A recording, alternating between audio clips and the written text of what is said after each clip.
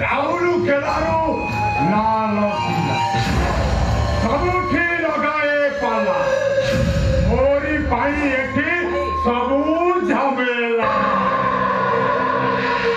नैवेद्य आउ प्रसाद नैवेद्य भगवान को अर्पण करा जाए आउ से हो जाए प्रसाद जो प्रसाद को भक्त माने खाती मो मालिक तू चाकर मालिक जदि भगवान हुए चाकर तार भक्त तू कह ए नैवेद्य किए खाइब तू ना मु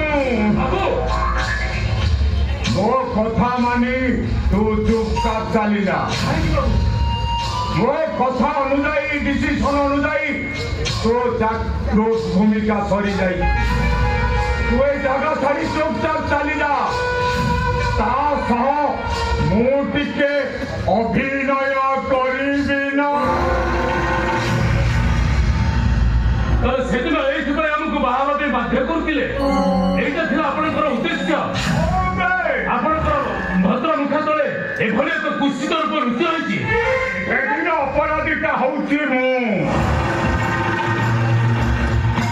एदिन मिछ नाटक न करी ए झिଅଟାକୁ ଟ୍ରାକ୍ ନ କରିଥିଲେ ଇଏ ମୋ ଅସଲ ଚେହେରାଟାକୁ ଏ ପଦାରେ ପକେଇ ଦେଇଥାନ୍ତା ଏଇଥିପାଇଁ ମୁଁ ମିଛ ନାଟକ କରି ତମ ଦି ଜଣଙ୍କୁ ବାହାଘର କରେଇଦେଲି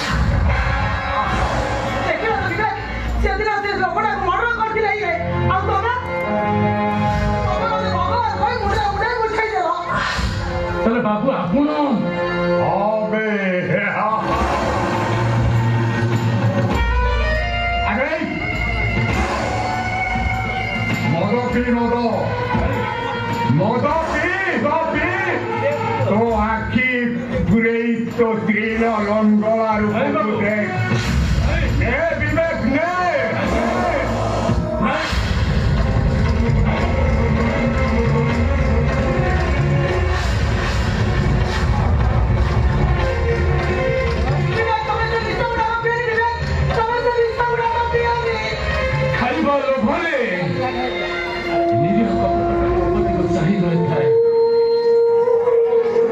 खुद खाई पारे ना से जागरी बाहर पड़ुची कपतिर आखि लोह देखी खाली छटपट होई कांदुची बिचारा कपतिटा केतेबेले बनुआ चालर लहु झरेब से कथा देखिबाकू बाकी अछि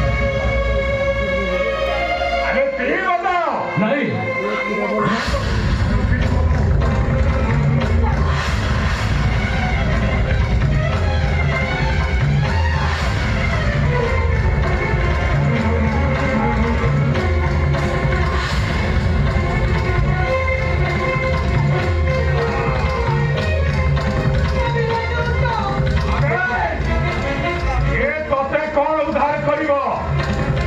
देखी पारुनु ए खरा मतो निछारे तू होश हो जाइछि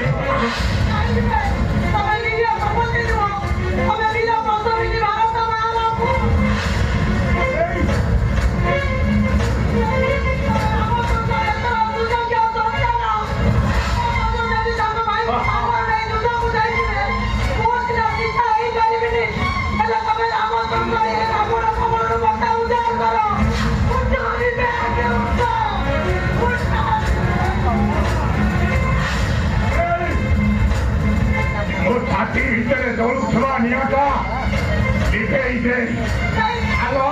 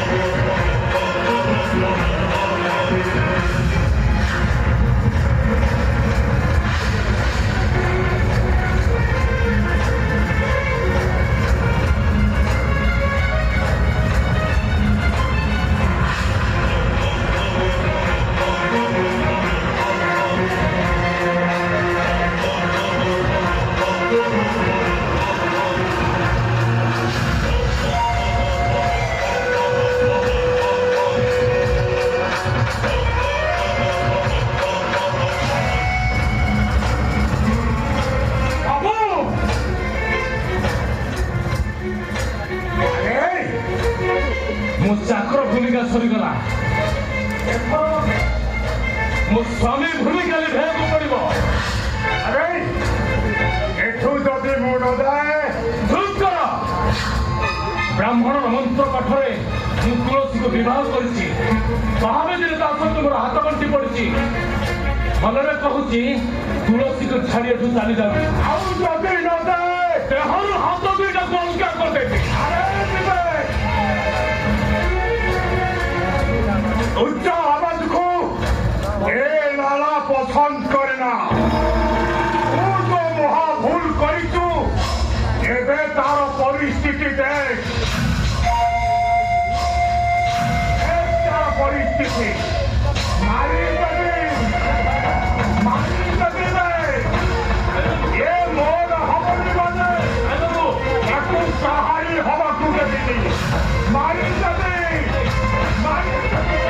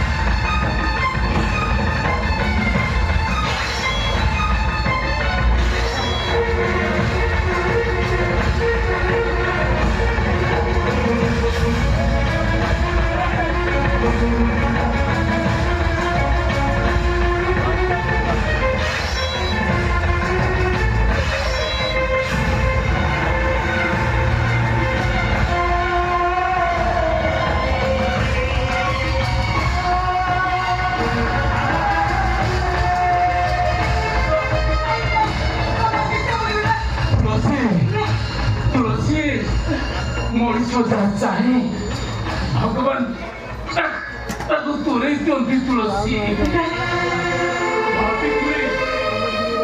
ଭାବିଥିଲି ଜୀବନ ସାରା ତମ ହାତ ଧରି ବାଟ ଚାଲିବି,